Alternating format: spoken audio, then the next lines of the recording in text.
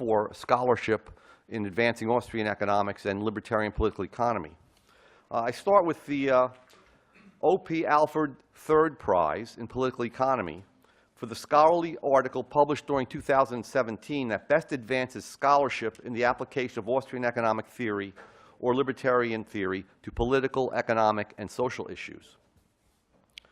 It is hereby awarded to Pavel Riska, who cannot be with us, for his article, Deflation and Economic Growth, The Great Depression as a Great Outlier, published in the Quarterly Journal of Austrian Economics in the summer of 2017.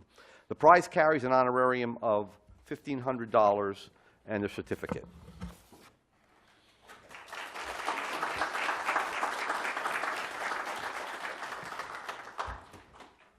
The second prize is the Mises Institute's Lawrence W. Fertig Prize for the scholarly article published during 2017 that best advances economic science in the Austrian tradition. It's awarded to Arkadiusz Siran for his article, The Non-Price Effects of Monetary Inflation, published in the Quarterly Journal of Austrian Economics in the summer of 2017. The prize carries an honorarium of $1,500 and a certificate.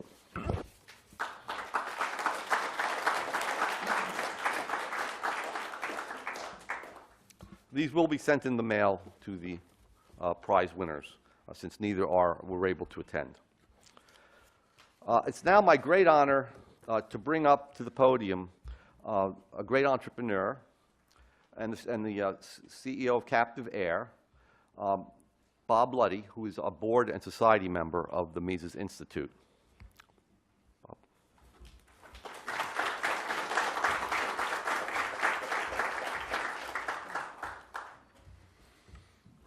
Good afternoon.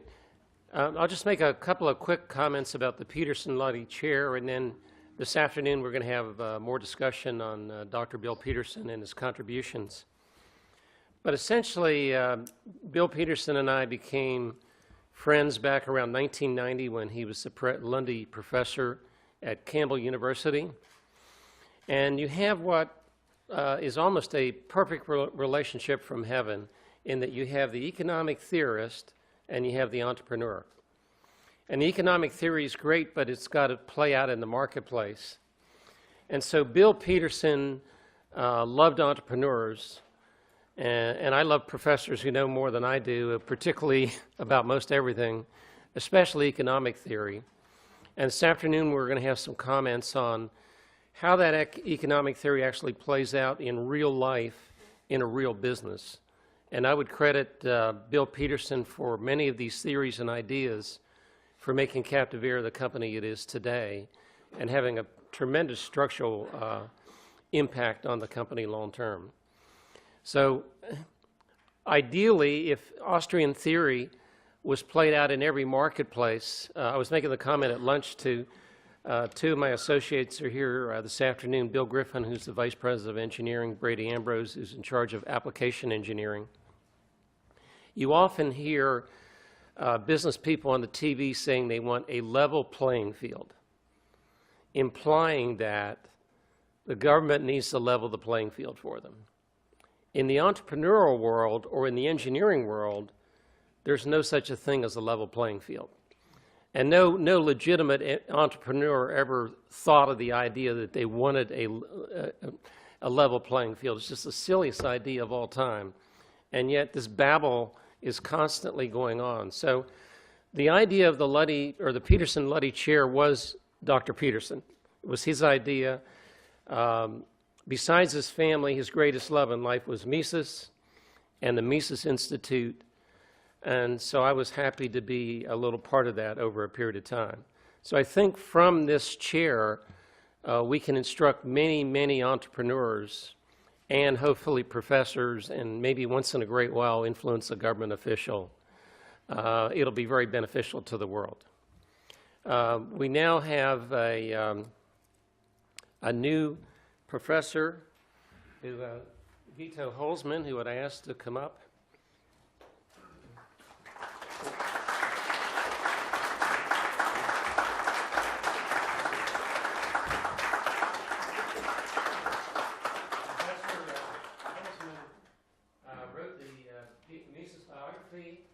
for me today. It took 10 years to get it done, but it's an absolute masterpiece, and if you haven't read it, I would highly recommend that you read it. So it's a great honor to have you as the professor of the Peterson Luddy Chair. Thank you for being here. Thank you for being our professor.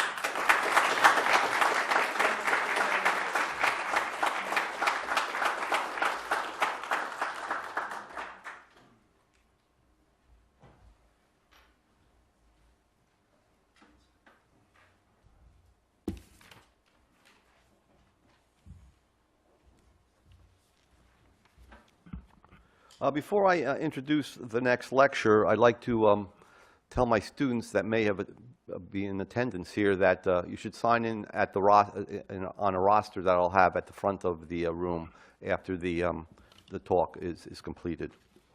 Okay, so it's my great pleasure to introduce the Henry Hazlitt Memorial Lecturer. This lecture is sponsored by Hunter Lewis. James Bovard is a USA Today columnist and the author of 10 books, including Public Policy Hooligan, Attention Deficit Democracy, I like the titles, it gets even better, The Bush Betrayal, and Lost Rights, The Destruction of American Liberty. He's a frequent contributor to The Hill magazine and has written for the New York Times, Wall Street Journal, Playboy, Washington Post, New Republic, Reader's Digest, and many other publications. His books have been translated into Spanish, Arabic, Japanese, and Korean. The Wall Street Journal called Bovard the roving inspector general of the modern state. The New York Times tagged him an anti-czar czar. And Washington Post columnist George Will called him a one-man truth squad. His book, Lost Rights, received the Free Press Association's Mencken Award as Book of the Year. His book, Terrorism and Tyranny, won the Lysander Spooner Award for the best book on liberty in 2003. He received the Thomas Szasz Award for Civil Liberties and the National Rifle Association's Freedom Fund Award. His writings have been publicly denounced by the Chief of the FBI, the Secretary of Agriculture, the Secretary of Housing and Urban Development, the Secretary of Labor, the Postmaster General, and the chiefs of the U.S. International Trade Commission, TSA, EEOC, DEA, FEMA, as well as the Sierra Club. Yeah. Yeah.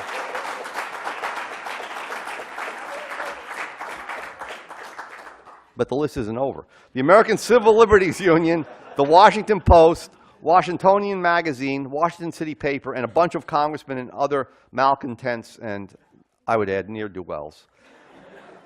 Mr. Bovard will speak to us today about where Washington went wrong. Maybe you can tell us where it ever went right. But I'd be interested in that.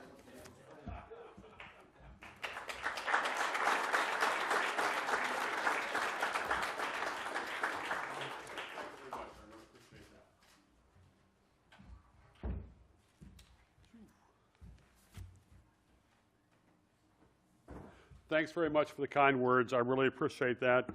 I want to thank Joe. I want to thank Lou and Jeff for the invitation to speak here. It's great to be back in Auburn. I'm looking forward to chatting with folks over the next two days, which should vaccinate me against my moderate tendencies. I'm honored to give the Henry Hazlitt lecture. I mean, Hazlitt set the gold standard for writing in a way that makes economics so clear that even a congressman could understand. And I think Hazlitt has helped millions of people almost fully recover from Paul Samuelson textbooks they were exposed to in Econ 101. Someone once defined metaphysics as searching in a dark room for a black cat that isn't there. For the last decades, I've been working as a journalist in D.C., searching for rational government policies. But it's sort of like that black cat that isn't there. I'm starting to doubt whether these rational policies are actually there. So, you know, the topic here, government failure, why government doesn't learn, you know, I could talk about this, I could talk about that. I was thinking about, you know, what subject to start with yesterday morning as I was traveling on my way here. And just then, the TSA screener at Washington National Airport loudly announced that I had set off the alarm. And I said, ooh, okay, and at their screening checkpoint, but I really can't blame TSA because I was guilty of traveling with a pelvis. And, you know, if people have got a pelvis when they travel, they've got to expect trouble. So I was puzzled by this alarm because I'd taken off my damn boots, I'd emptied my damn pockets, I'd done just everything which you could have done. But, and so I said in a very polite manner to the TSA guy, I said, hey, this is a bunch of crap. And he says, no, look at that screen. And so TSA had put up these like full body size screens right next to where the nude scanning booth is, and it showed a huge yellow patch right around my midriff. And, you know, it was large enough that I could have, maybe I had 3 or 4, you know, sticks of dynamite lashed together there.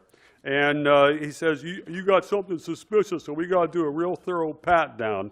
And I looked at the map, looked at the scan, I looked down, I said, you know, that's my belt buckle. I said, that's all it is. And I'm not a cowboy, I'm not a truck driver. It's a little belt buckle. But on the TSA radar or whatever, it shows up like about this big. And I was thinking, you know, I mean, you know, it almost made me lose faith in the system.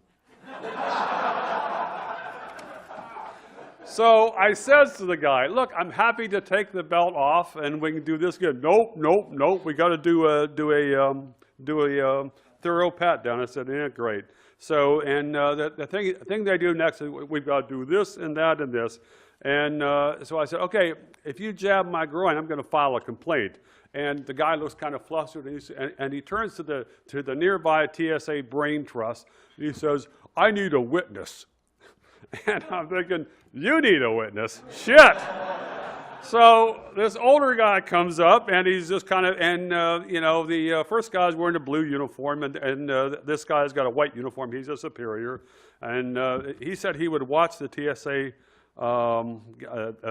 agent administer the supplemental pat down. And so I said, if you guys have got a witness, I should get my cell phone out of my carry-on and film this. He said, it's already being filmed. And so I said, well, does the film have audio capacity? He says, that's confidential security information. and so I said, well, yeah, what you mean is security theater. And his answer was, you know, that was the answer which they had a lot. And so he says, sir, the thing we can do is conduct this in a private room if you prefer. I said, hell no, let's keep it here and keep it on video, on your video, you know. So the guy starts, you know, jabbing and poking and all this stuff. Not nearly as bad as I've had in the TSA in the past. So, but eventually he's satisfied and he says, I need to see your wallet. And I'm thinking, what do you need to see my wallet for? Well, you know, we got to check it. Now, it's unfair to say that all TSA agents are thieves. I mean, only 500 or so have been fired for stealing from travelers. And that's an old number, and it might be a whole lot higher. And from what I've heard, the TSA stopped looking because it was getting kind of embarrassing. I mean, if you get more than 2 or 3% of your workforce fired for stealing, people just make adverse inferences. So, but anyhow, so he's going through my wallet, and I'll just pull it out here. It looks pretty damn suspicious. And so he turns here and he starts pulling out each of my credit cards. And I said, what are you doing? He said, well, there are some people who carry knives disguised as credit cards. And no shit. So I said, you know, and how does that compare with the steak knives and first-class passengers use? Anyhow, and then he says, and I think, all right, fine, this is just almost done. He says, just one more thing, I need to see your palm. And I said, oh, great, here we go. So I show him the palm, and then he pulls out these papers which they use to test for explosive residue. And he did my palm and did a cross-check on there. I said, oh, okay, it's okay, go ahead.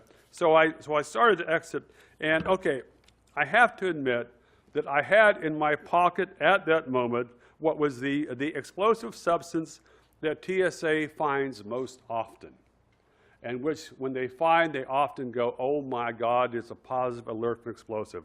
But I was careful not to pull it out of my pocket till I got past the security checkpoint, because I'd had trouble in the past with this, and it's hand sanitizer. literally hand sanitizer because it has glycerin. And the TSA explosive tests that they use give positive alerts for glycerin. Oh, must be another bomber. The 12th one we've had today. I'm surprised they didn't have any bombs, but we had fun. So anyhow, so I was thinking, okay, fine, gone on past this. And I figured, okay, so I'm free to go. Wrong. And there's some other TSA agent shows up, and he's got my carry-on bag, and he says, we have to search this. There was a positive alert from the bag. And I'm thinking, lucky me. So he starts going through this, and and he's paused this and he paused that, and then he reaches down and he finds what had set off the TSA alarm, and it was a cigar cutter. It was the same cigar cutter which I've traveled with through TSA many times over the years. And I said, well, what are you doing? I mean, TSA always let this through in the past. Said, well, the rules of this airport are very strict. I said, well, what could I do with this? I mean, the rules are, it says it has a sharp edge. So I was, but maybe it's, some people don't know cigars. Maybe it doesn't help to talk vaguely about what the cigar cutter was because, as soon as I got past the checkpoint, got to the boarding area for the plane, I reached in the bag and found my other cigar cutter. And so, this looks like a very perilous device. It's possible that TSA feared I would break into the cockpit and circumcise the pilot. But that is about the only thing which this would be good for. But, with TSA, you have layer after layer of idiocy. And people laugh at it, and it doesn't get better. It just gets more onerous and more intrusive. There have been a number of undercover tests of TSA competence, and the government's own covert agents can get mock weapons and bombs past the TSA checkpoints about 90% of the time. And there was a GAO report, Government Accountability Office report last fall that showed that was concerned because it looked like TSA had never done any analysis of whether its various methods have any deterrence effect on terrorists. That would be a good thing if you're running the checkpoints, to know what actually might stop terrorists, but nope. It's just all these various security theater. And it's interesting to how the media ignores almost all the TSA abuses, because last 6 months we've heard a heap of stuff about some of the sexual assaults and alleged sexual assaults in Hollywood and Washington and elsewhere. We've heard almost nothing about the sexual assaults by TSA. And I've heard from a lot of people, especially women, who have been mortified, women who are sexual abuse survivors, women who have issues with being touched and stuff like that, and they go through the TSA checkpoint, and the TSA agents touch their breasts, their buttocks, even jam their hands up to the top of their thighs. It does nothing to make people safe. It simply is like, it's almost like the federal government rubbing people's nose in dirt for no good reason. And it's really, it's kind of amazing to see how much, how much people have put up with. And it's sad. It's sad, but I should talk about economics as well, since this is economics place here. So it's interesting, the things I've investigated over the years, it's often fascinated me to see that the government policies are far more wasteful and irrational and often more oppressive than they're widely perceived. One example on that is agriculture programs. I've been sniping in D.C. at federal agencies for a couple years before I went out to pick up the Washington Post one morning in early 1983 and saw a headline announcing that the feds would be shutting down 78 million acres of farmland that year. And this was a mystery because everybody knew Ronald Reagan was a champion of free enterprise. And here he's going to shut down all this farmland. Now, keep in mind, federal farm programs have been started 50 years early because of market failure. It was back when FDR's brain trust decided that there was something intrinsic in markets that prevented them from working, and the evidence that they didn't work was the prices weren't high enough. Crop prices weren't high enough, and so what FDR did was basically make a farm dictator, invest all this arbitrary power in the USDA the Secretary of Agriculture, and that was supposed to fix things. It didn't fix things, but they kept doing it every year for 50 years. By early 1983, the programs were a train wreck. In 1981, Congress had passed a 4-year farm bill to govern agriculture. Now, Stalin had his 5-year plans for the steel industry. Why not have a 4-year plan for American agriculture? But Congress made a couple details wrong. For instance, it assumed inflation would keep roaring along, and so price supports for each crop were scheduled to rise a lot each year. Well, inflation slowed almost faster than almost anybody but Ron Paul and maybe Lew Rockwell expected, and all of a sudden, by late 1982, you had the biggest U.S. government crop surpluses in history, U.S. government grain surpluses. You had farm program costs were doubling, and exports were collapsing because Congress and USDA had priced U.S. crops out of world markets. So the obvious answer was to shut down the farms. Well, it was obvious in Washington. So the Reagan people launched the payment-in-kind program to counteract the boneheaded signals by other farm programs. This program gave farmers $25 billion worth of surplus crops, in addition to $50 billion worth of other federal benefits. These are converted to current dollars. Now, 78 million acres, that's more than double the entire land mass of Alabama. This is more than shutting down the entire states of Ohio and Indiana. This is how badly the federal farm policy had failed. I mean, it was astounding. And yet, according to Agriculture Secretary John Block, he said that PIC was the most successful farm program in history.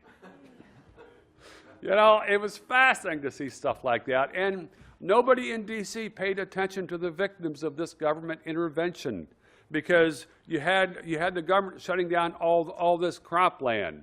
And what that did was wipe out 250,000 jobs at a time when the nation was still recovering from the worst recession since World War II. It was devastating. Hundreds of fertilizer and seed dealers had to close up shop because PIC cut their sales by 50%.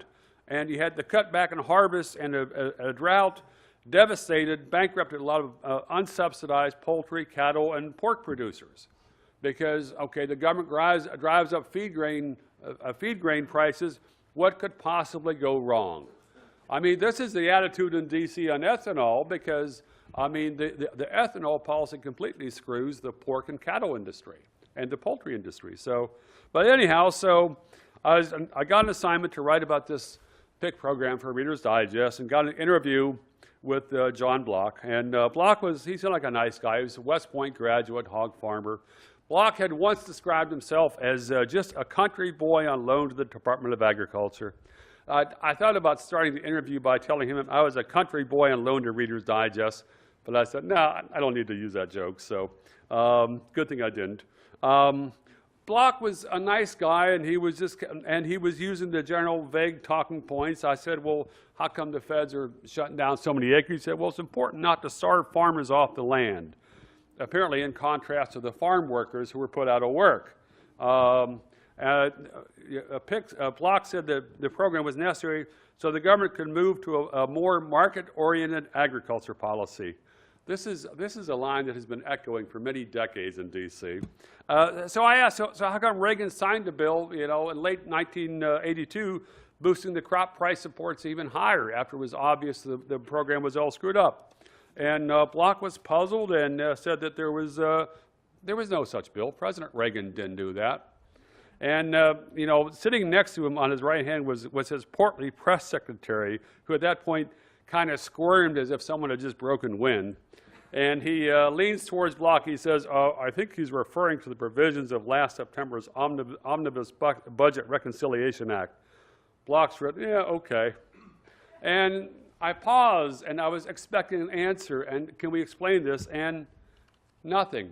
But, you know, maybe it's possible that Block was appointed to that job because he didn't understand the contradictions. I mean, there were some people in the USDA who did, and they were like, oh, what are we doing? But not Block. So this program didn't make any sense, but instead of being a monstrosity, it became a prototype. And so almost every year in the 1980s, USDA was paying farmers to shut down 70 million acres or more. And mind you, farming is an export industry. And so you shut down the markets here, it's like subsidizing the farmers in Argentina and France. But you know, it was easier for the politicians to shut down American agriculture than to untangle self-defeating farm policies. But, you know, okay, so from the start of Reagan's time to 1995, consumers and taxpayers spent so much on farm subsidies that for the same amount, the government could have bought all the farmland in 41 states. That was the level of subsidies. And of course, you know, that was unsustainable. It had to change. So in 1996, the GOP had taken over Congress, and part of the Gingrich Revolution, they pushed through the Freedom to Farm Act. And what that did was end federal farm subsidies handouts to farmers. Well, it didn't exactly end them. It changed them to market transition payments. And then the market transition payments worked out really well, so they perpetuated them. And in order to make farmers happy with the Freedom of Farm Act, the level of subsidies was 3 times higher than what had been under the previous farm programs. But, you know, it was a nice title. I mean, it sounded good. It was able to know some editorial writers who I will not name. But so it's interesting. People say, does Washington ever get anything right? And, well, let's talk about trade. Trade is an area where you would think that the government would be, that it's so obvious that trade barriers are foolish. You would think some more on that. I was doing a lot of trade writing back at the end of the Reagan era, from there to the Clinton era, and Pat Buchanan was pushing the protectionist line back then. A lot of the Democrats were gung-ho on that. President George H.W. Bush was doing and saying a lot of stupid things. A lot of the writing on trade back then had more heat than light.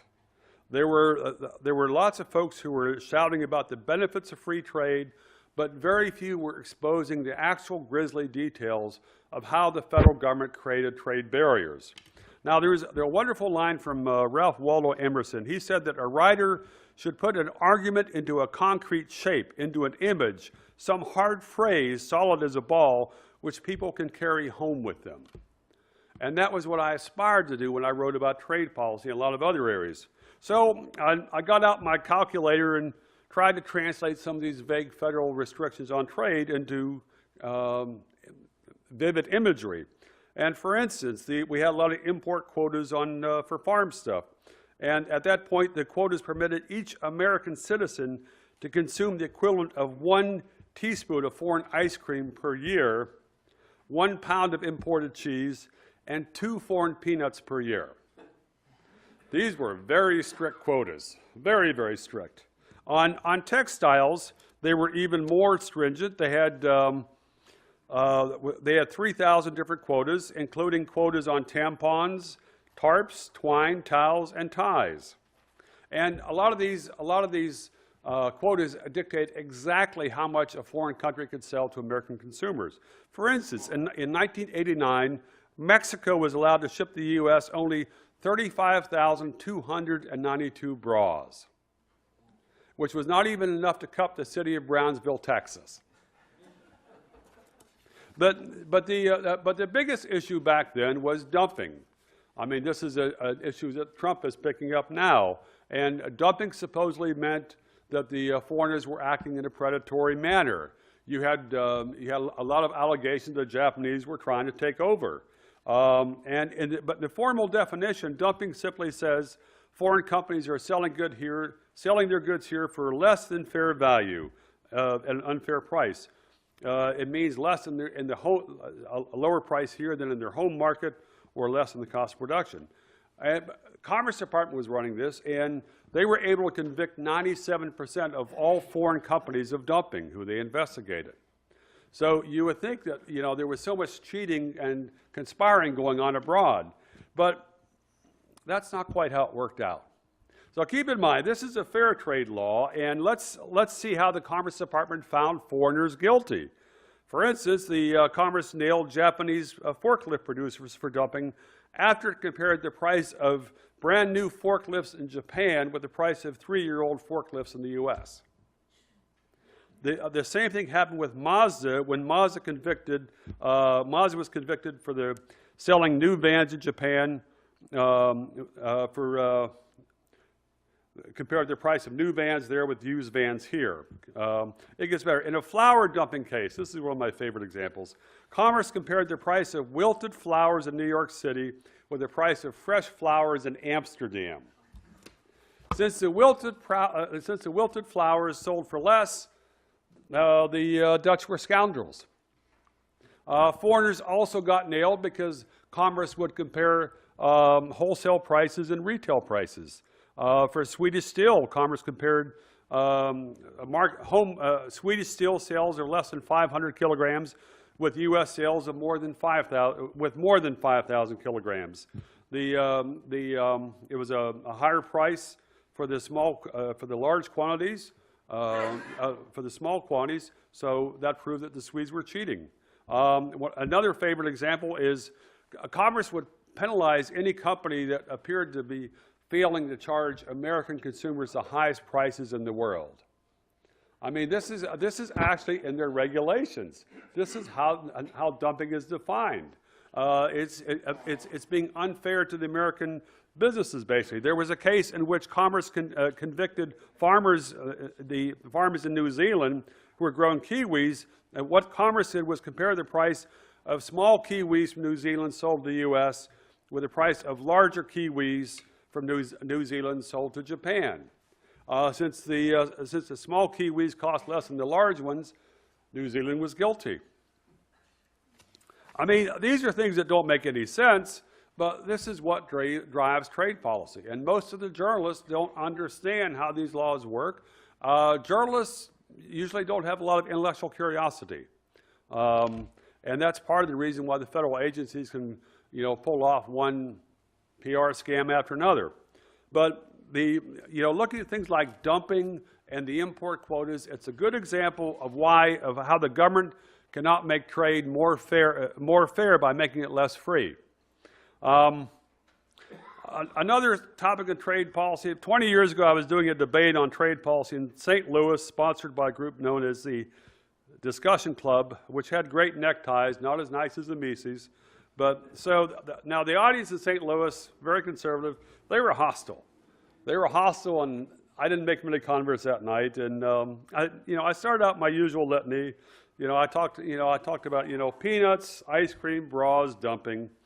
And the first question from the audience, the guy gets up really ornery. He says, "This debate was supposed to be about free trade versus protection. How come you didn't say nothing about tariffs?" And I'm thinking, you got all these trade barriers. I said, okay, all right, I'll talk about tariffs. Hecklers. So tariffs have always struck me as so self-evidently idiotic. And you see how they're set and the strings that are pulled. I mean, tariffs are, the case against tariffs, it's so obvious that even Trump would, well, actually, maybe not. So I was writing a book about trade policy a couple decades ago, and when I was doing that, I dove into the 2 volumes of the U.S. Tariff Code.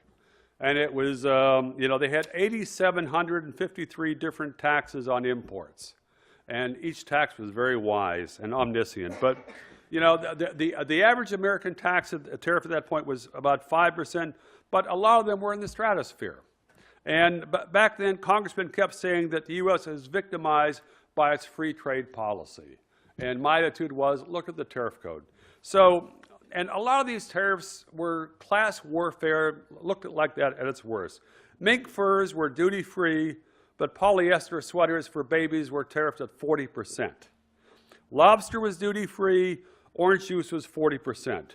if you were importing fancy French water, it was the Perrier, less than 1% tariff. A tariff on cheap shoes, 67%. These are devastating for poor people. Worst of all, cheap cigars were hit by a tariff 3 times as high as fancy cigars. I mean, this is an anti-redneck bias in the tariff code. So a lot of these tariffs, you know, were nasty and some prohibitive, but my hunch was there were a lot higher rates hidden in that tariff code because many of the tariffs were based not on price or percentage, but on the weight or the count of a product. And so it makes it a lot more difficult to expose what the government's up to. It's hard to get people excited about a tariff of 17.4 cents per kilogram. You know, people aren't going to the barricades for that. So I was researching, I contacted a number of federal agencies seeking to find out, okay, what's the percentage tariff on these items that are kind of are cryptic. I was told again and again that information did not exist. You know, nobody has it. Anyhow, so a few months later, I was taking a break from the book. I was traveling around Europe. I had a Eurail pass. And one of the places I stopped for tax write-off purposes was in Geneva, Switzerland, at the headquarters of the General Agreement for Trade and Tariffs. Now, GATT headquarters back then, it was right close to the Lake Geneva, and it looked like a mix between a fortress and a castle for international bureaucrats. As I was entering, they had security as tight, if not worse, than TSA.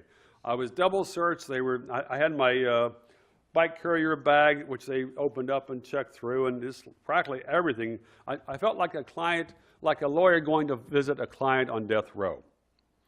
I had an appointment that morning for some honchos who were running the textile import quotas office, and their office was at the far end of a very long building. It seemed like it was as long as a football field. So went there, had a nice chat with those guys. As I was leaving, I was walking down that endless hallway. I saw this rickety card table. It was sitting there, and it was stacked high with really thick documents. And I got a little closer. I noticed that the door next to the table was labeled Tariff Negotiations. And those big, thick documents, they were titled U.S. Proposal for Market Access Negotiations. Now, it would have been unseemly to stop and peruse a U.S. government document with a big stamp of secret on the top of it. But, you know, I was thinking, you know, there were like 20 copies on that table. I mean, these were extras, right? I mean, these were heading to recycling, baby, right? So, you know, I kept walking, but I slowed down a little bit. And I just kind of like, you know, it was almost a mystery. One of those documents practically tossed itself into my courier bag as I moseyed on down that hall. 700 pages, that shit was heavy. So anyhow, but I was wondering if the guards would search me on the way out like they did on the way in, because that was confidential information. It might have been covered by national security type stuff because of trade negotiations, and if so, it might have been a really interesting conversation. So, but I was walking up to the guard desk, and I, you know, said something to them in garbled German or even worse, French. The guards are used to Americans butchering all the languages in Switzerland, so they just kind of waved me on. And I was heading back to the hotel. I opened up that document, and it was clear that it was the Rosetta Stone for U.S. protectionism, because it had all the numbers. It had all the numbers I was looking at. It was like, oh my goodness. So, but I was concerned that someone at GATT might have noticed me taking a loaner copy. And so, and since the GATT folks knew where I was staying, you know, I had phoned them from the hotel to arrange the interview. So I got back to the hotel room, and you know, my then wife was sitting there puffing nervously on a Marlboro, and I said, "We're leaving the country right now. I'll explain at the train station." And she says, "Ach du liebe Himmel." So was the gist of her response. Actually, it was a little more profane than that, but it was, you know, it was not a surprise that my Frau was always kind of jumpy when she and I traveled together after that. But part of the benefit of Eurail passes, if you've ever had them, is you show up at the train station, you flash the pass, you jump on a train, which is what we did. So once I got back to D.C., I called the chief tariff official at the U.S. Trade Representative's office. I never met this lady in person. I only knew her as someone, as a telephone voice who always sounded peeved when I called, because I've been writing about this stuff. And so I get her on the line, and I says, I need to confirm some data on the U.S. tariffs. Huh, she replied. Okay, for tariff code 9108, tariff code line 9108-9120, low price watches, the tariff's 151%, right? I paused. She said nothing. I says, for tariff code 2401-3060, that's tobacco stamps, that tariff is almost 500%, right? And then she says, where did you get those numbers? So I said, from the U.S. government's March 15th GATT proposal. And she says, that's confidential information. And I said, I reckon the word secret is stamped on every page.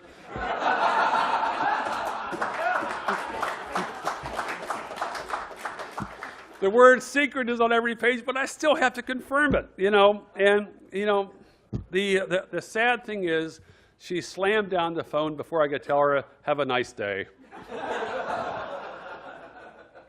But it was great to have those numbers because it helped me hammer U.S. trade policy, to hammer the hypocrisy and the frauds and the outrages that have been going on. And, some people criticize me for, taking the document, but it was a U.S. government document. My tax dollars paid for it. Americans had the right to the information. And it wasn't like it had the details of CIA torture or NSA wiretapping.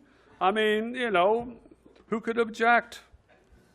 But, it's interesting because I tried to get the information and told it doesn't exist. But this goes back to the basic rule in D.C., and that is if government officials lie to you, it's public service. If you lie to them, it's a felony. And keep that in mind when the FBI knocks on your door. So, this is a fun topic, and there's a lot of other outrages and scandals which I could hammer, but I mean, I hate to exhaust people here. A couple general themes here. Most on why things don't get better. One reason is most government cover-ups succeed. I've worked as an investigative journalist off and on for decades. Sometimes I can find good information, sometimes not. I often know that, okay, I've hardly even seen the tip of the iceberg. And there's, the politicians and some of the, mainstream editorial papers like to assure people that the truth will out. Well, my attitude is that's BS. Most of the time it doesn't. Or, I mean, think of the Warren Commission. The Warren Commission appointed by Lyndon Johnson was supposed to find the truth on the Kennedy assassination, and so they rushed the report. It came out before the 1964 presidential election, and it had a little caveat. It said, well, we found a lot of other stuff, but we aren't going to release it until 75 years from now. And the government tells you to trust it 75 years from now. I mean, a person would be a fool to trust it. One of the frustrating things is to see how quickly people forget, even people who are supposed to be intelligent. And I was, there was a big a one-year anniversary for the Pussy Hat March in D.C. back in January that had a huge rally on the day after Trump's inauguration. They had a smaller rally on January 20th or 21st 2 months ago. I went down to photograph that and talked to some of the people. And it was interesting. You had a number of, I guess, super liberal women there wearing these hockey shirts or whatever, saying it's time for Mueller, for the former FBI chief, special counsel, and they were holding up signs, Mueller's going to save us and all this stuff. And and they were planning, the women did a little march to show how upset they were with Trump and all that stuff. And they're carrying their pro-FBI stuff. And I was thinking, it's really too bad that the march route did not go past the Martin Luther King statue, because the FBI had vilified and tried to drive Martin Luther King to death, to suicide. And it was horrendous what the FBI COINTELPRO did to the black activists, not just Martin Luther King. They also targeted the anti-war people, leftists, a lot of other groups. The FBI had a reign of terror as far as American civil liberties. But all it takes for a lot of liberals and a lot of the media, a lot of the New York Times coverage, for instance, to forget everything is to have Donald Trump as president and have the FBI as a great hope for toppling him. And it's like, okay, why would you put all your chips on an agency that has a horrendous record, just horrendous? And that was something that conservatives understood for a while under Obama. Liberals understood when Ronald Reagan was president, when Nixon was president. But it's like it's push-button amnesia. And people forget, well, okay, it's almost like the only thing it takes for people to forget everything that they ever knew, and that's a lot of them that they don't know much, is to have a shift in who's on your side. But, nothing has happened since 9/11 to make the government more trustworthy. And it's frustrating to see so many lessons that should have been learned forever quickly forgotten. It's interesting to think how the lines of politics in this country would be different if Hillary Clinton had won in November 2016. Worse in a lot of ways, better in a few, but there'd be a whole different set of lessons that people would be waving in the air. But it's hard to have a lot of faith in the survival of democracy when so many people have got attention deficits or else are just utterly, if you have so many people acting as knuckleheaded as TSA agents. And it's almost impossible to overstate how knuckleheaded that is because you got an agency that's done it, that's been systematic for making mistakes and perpetuating getting larger budgets. There's a lot of other details, a lot of other horror stories. I don't want to exhaust people.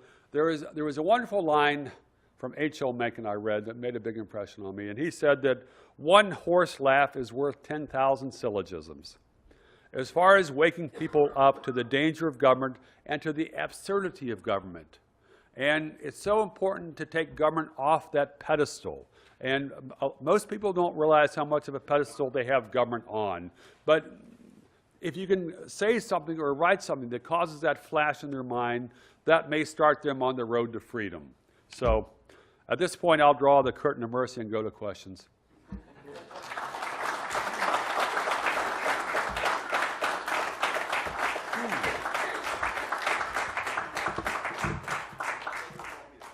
It's up to you. Okay, we'll take questions.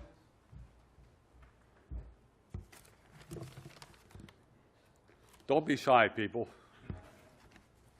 There's other horror stories I could tell, but go ahead. Did you ever turn the book back? Let's see. It's probably overdue at this point.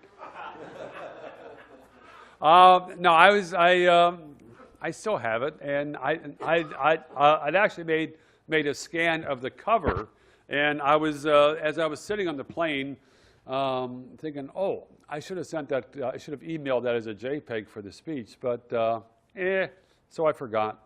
Subi. So Walter, or I'm sorry. Okay.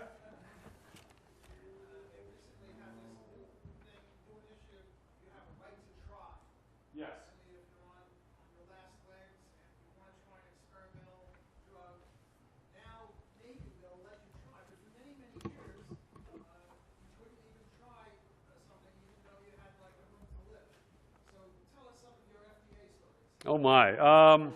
Well, I can understand why the FDA would be opposed to that, because letting people who are terminal test these experimental medicines, something like that would cause more paperwork for the bureaucrats. And so, it's an undue burden. This is something, there are so many scandals on the FDA. There's something called the FDA process for getting new drug approval has been horrendous and slowed down, has cost a lot of Americans their lives because it's slowed down the medical pipeline immensely. And then if a drug is approved, it's usually approved only for one specific instance, and then medical researchers find that it also works for some other type of cancer, for instance, or some other type of immune disease. And the FDA blows hot and cold because there have been crackdowns by the FDA on companies that have advertised off-label use, which is simply telling doctors about medical research on how the drug for this cancer can also help treat this cancer. The FDA seizure power has been greatly abused. I have a lot of good horror stories on them in the back of my memory, so I should have brought a bigger hard drive. But it's a great question. There's a microphone underneath if people want to ask questions. Okay. This is microphone. Over here. Oh, here we go. Okay.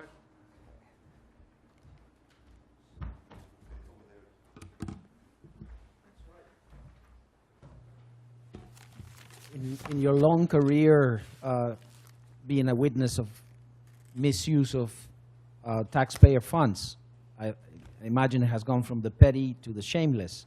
Okay. What is the worst you've seen? Worst as far as being funniest or the most outrageous? Yeah, okay. Torture. Torture, spending federal dollars to create a secret worldwide torture regime, which the George W. Bush administration did. And I'm hearing from some conservatives and the liberals have been loving George W. lately because he's criticized Trump. And well, there was a higher tone to the Bush administration. No, it was torture. It was torture, and not only was it torture, you had the U.S. Justice Department trying to use tortured confessions in federal court. I mean, this is turning back the clock 500 years. And this is such an outrage, and it's interesting to think. People sometimes ask me, what's the trend line for freedom? And I say, well, are you talking about before 9/11?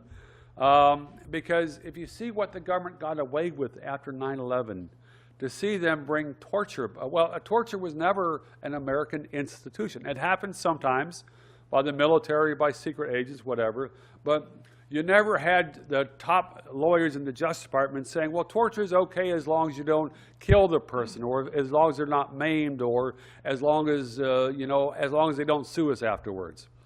I mean, there was an institutional embrace of torture at Justice Department, at the White House, and at the CIA. And it's appalling that we see now that Trump has nominated for CIA chief a woman who was up to her ears in the torture scandal and was apparently involved in destroying the evidence, which was probably criminal because my understanding was a federal judge had ordered the evidence of the torture to be preserved, and then you had the CIA chief, or one of the top guys there, order all the videotapes to be destroyed. So it's a much bigger waste of the invasion of Iraq, but torture is more vivid. So anyhow. Yeah. So why do you think that humor opens the mind up to liberty? And if we know that reason, how can humor be done in the best way possible? And then what are some ways that it's not the best way to do it to open the mind for liberty? Do you have any advice on those who want to open the mind for liberty? Personally, I've always preferred that humor be funny. There's a lot of humor I've seen which is, oh my God, it's almost as bad as a politician's stump speech. Humor is something which takes intelligence to appreciate. And there were times, especially after 9/11, where I'd be talking to an audience that had a lot of conservatives who were pro-Bush or pro-war. And the same kind of humor that would work very well with this audience would just get, people sitting there looking kind of colicky. So,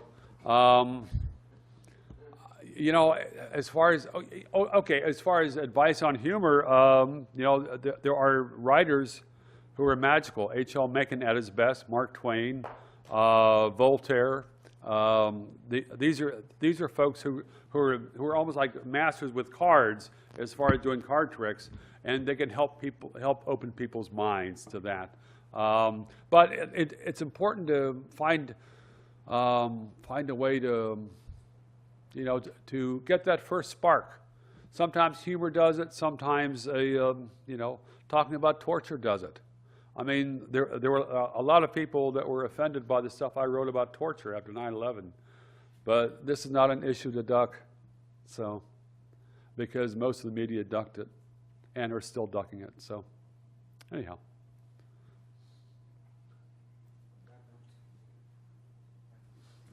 Yeah. Have you ever faced organized harassment targeted directly at your person from the government or from any other source? I'm not sure if I heard your last two words, the government or what? Other sources. Other sources. I've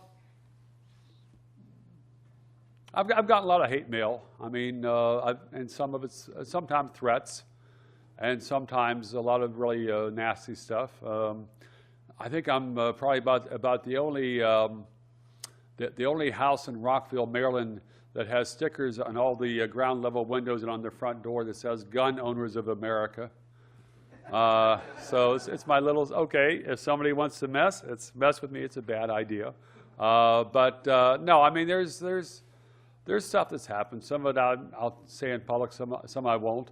But something I've started to do with the, I've gotten a lot of response in the last year or so in articles for The Hill and USA Today, a lot of very, very angry comments. And so what I've started to do is do screenshots of the most angry ones and post those on my blog. And there was an article which I did on how George W. Bush had screwed democracy, which The Hill ran. And the comments on The Hill are there's guidelines that you aren't allowed to use profanity. So, but someone from The Hill reposted that on Facebook. And so you had all these Facebook commenters in a row that had the same one-word verdict for my article, bullshit. And so it made a nice graphic. You know, you get all these different people making the same condemnation. But, you know, well, one of the most hostile responses I got was an article I did for Wall Street Journal a couple of years ago on Shakespeare. There was a fairly subsidized theater group in the Washington, D.C. area that was very proud of doing silent Shakespeare. And, okay, so you would have Hamlet, to be, to not to be. And, you know, they were very, very, very proud that they were presenting it like, almost like mimes, or maybe actually mimes. And they actually claimed it was more profound than Shakespeare's original words. And so I had fun with that. There was a line in the article that said, Shakespeare without puns is like French cooking without butter. And that really angered them.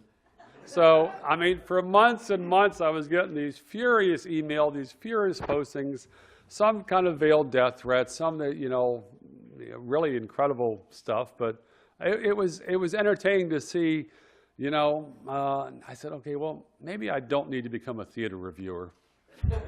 But it was not a theater review. It was an article talking about the idea of doing Shakespeare without words and pointing out that Shakespeare's words are one of the great glories of the English language. And if someone can comprehend Shakespeare well enough to enjoy Shakespeare, and not just, okay, well, I'm taking my medicine, you know. If someone can enjoy Shakespeare and the vitality of English, that's a great sign for their mental strength, potential, whatever. And it's funny, there were people who I met in the D.C. area. There was a teacher from New Jersey. She was an English public school teacher, taught ESL, and she told me she was a big fan of this silent Shakespeare group. I said, well, you know, you're an English teacher. How come? She says, well, because, you know, I like it because I can't understand Shakespeare. And I'm thinking, oh, yeah, well, that explains a lot, you know. Lucky students. So, you know, but it's hostile feedback has always been part of writing controversial articles. It's changed a little bit with the internet because instead of a handful of hostile feedbacks, it can be 1,000. A couple stories I've done for The Hill got more than 1,000 comments, most of them hostile. You know, I mean, and, you know, they made fun excerpts. and some of them I used for a Christmas card. I was writing last fall about Facebook and charges that the Russian ads on Facebook had stolen the election for Trump. And so I was saying, hey, you know, this is all BS. And there was a wonderful JPEG art drawing of one of the ads, and it showed Jesus wearing boxing gloves and Hillary standing up next to him getting ready to fight. And the Russian ad said something like, vote for Trump to help Jesus beat Hillary. I mean, it was so stupid. It was so incredibly stupid. And so I was saying, yeah, you know, this is, you know, and there weren't that many of those, not that much money spent on these ads, but I was saying, yeah, this is complete crap. But someone had a great line, you know, someone said, well, it's, you know, people haven't looked at how the Russians really stole the election. And what the Russians did was hack Waze, the Waze map, so that Hillary could not find Wisconsin.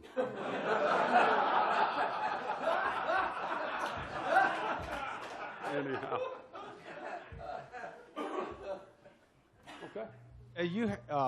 You had an article, I believe, after they did the Waco reenactment. It was for Freedom Daily, I believe it's called, like Waco, the latest fireball. Yep. Could you give a quick rendition of that? Because I think it's a great story, and I think you told it better than anybody else I've seen. Well, it's about 1 million words ago, but yeah, there was the, okay, I was talking earlier about cover-ups, and most cover-ups succeed. Waco is one of the biggest examples of a cover-up that largely succeeded. You had the ATF launch a surprise attack on these Protestant dissidents who were a little bit unsavory and not the, you know, they weren't Mensa members, most of them. A few of them were very smart. But you had the ATF launch a surprise attack on February 28th, 25 years ago, a couple weeks ago. And the ATF sold the story that the Branch Davidians had ambushed them and killed several of their members. Well, you know, 3 or 4 or 5 years later, we find out that there was an ATF agent inside the Branch Davidian house. And 10 days before the raid, the ATF agent had gone shooting with David Koresh. Would you like to try the Sig Sauer? Sure, here's our AF-15. Let's have a good old time. And the storyline the ATF put out after the deadly raid that killed 6 Davidians, 4 federal agents, was that, you know, there was no way to arrest him. And they knew that if they'd wanted to arrest him, they were out shooting with him 10 days earlier.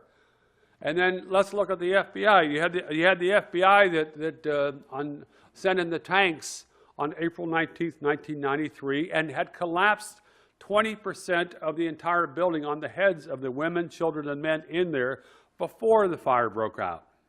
Before the fire, you know, and it was part of the FBI plan to collapse that entire building. But the fire broke out, and then afterwards, as soon as the fire broke out, the FBI said, well, those people committed suicide. Nothing we could do to stop them. Yeah. And it was not until 6 years later that that evidence came out that the FBI had fired pyrotechnic devices into that building before the fire. And it didn't get 1% of the coverage of the, as the FBI storyline that those people committed suicide, mass suicide. And it's, you know, there were hearings 2 years later that talked about the FBI pumped that house full of CS gas before the fire erupted. And CS gas is made for use outside. You aren't supposed to use it inside, and children, there are not tear gas masks for children that would prevent that. So someone said that the children suffered terribly before they were killed. And they suffered terribly, most likely because of the FBI. But we don't hear about that. Now, on that Waco reenactment, John, once the pyrotechnic device story came out, Janet Reno was forced to appoint a so-called independent counsel. She chose a former U.S. Senator by the name of John Danforth, who was known as Saint Jack because of how he loves Washington and the federal government. And he was one of the few senators on the Republican side who liked the assault weapons ban. So this guy does a pseudo investigation, says, well, you know, the government didn't do anything wrong. But there was a line in his final report which fascinated me, and I'm quoting this from memory, which isn't ideal, but it was something to the effect that he hoped that his report would help restore the faith of Americans in their government and help restore the government's faith in the people.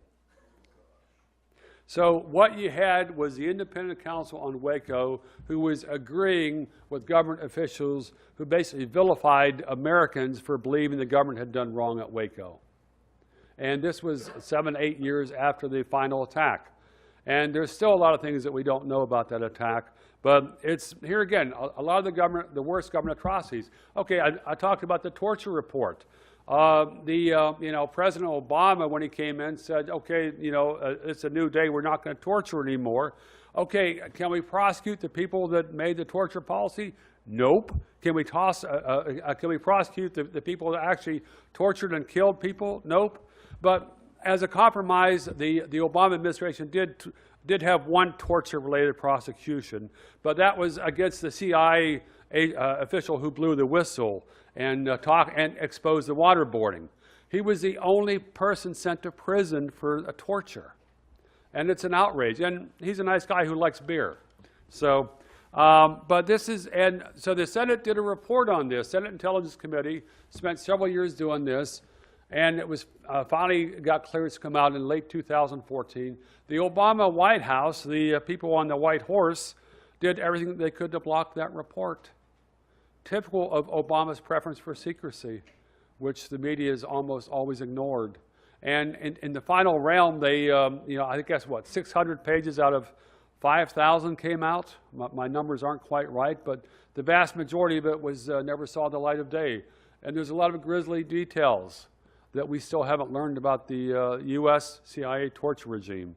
And the military torture may have been as bad as or worse. So, yeah, it's, you know, it's frustrating to see that. I mean, it's something that Bill Anderson's wrote about for many years. He's pushed the hard line. He hasn't compromised.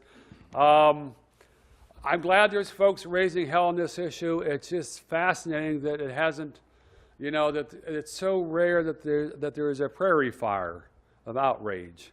I mean, you know, it smolders here, a few sparks there, you know, 2 or 3 days of outrage, and then, like, you know, okay, who's the next porn star that said Trump did her? So, you know. Mr. Bovard, there is really something that, there is really something that's actually much worse than torture. You know that, you don't know probably that all the weapons that are used by the US, but also UK, France, and a few other countries, NATO mostly, but also now Russia, always use depleted uranium. And depleted uranium is not needed, that's my discovery, but it has been confirmed by an ex-soldier of the French army, is not needed to go through armor, to bust bunkers, to destroy tanks, because it is always the use of very small levels of nuclear fission, with, for instance, 1 gram or even less of highly enriched uranium, that is compressed very tightly, very powerfully by explosives, so when density, if the density increases, and it allows to reduce critical mass. So all anti-tank weapons, all artillery, everything is nuclear. Yet, depleted uranium is added. It's been added since Vietnam, not since the Iraq War, and it's plastered entire countries with dust, metallic dust, that is absolutely intractable. It's almost impossible to take it away from the countries, and it's poisoning. Even Agent Orange is the scapegoat for DU dust, and it's been used in Iraq also, in Afghanistan, in Pakistan, now in Syria, and Yemen, and in the lower level in other countries like Serbia, and even in military camps, for instance, in Vieques, in Puerto Rico, in Arizona, in Hawaii, and in other military camps in Europe, and everywhere there is a huge increase of birth defect, cancer, and other diseases. It's awful, and it's a crime against humanity, really. Okay, I have a book, and I'm happy to provide it freely to, if you want to read it, and to anyone, if you just send me a mail. Okay, well, the thing to do is make sure that the link to the book is on your profile, or have the people running this. But I'd like to agree with your comments on depleted uranium. It's an outrage. It's done horrendous damage in Iraq. Now it's doing it in Syria, and it's, you know, it's unnecessary. It is, and we have no idea what kind of long-term damage it's going to do. But the policymakers don't care, and it's an outrage, and thanks for bringing up that issue. So.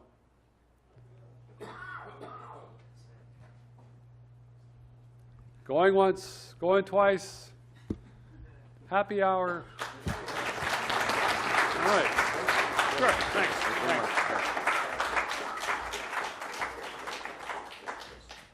Okay, we'll have a 15-minute break now, and then the next session starts in 15 minutes. And my class, the students that are here, please come up to the front and sign in on the roster. Thank you.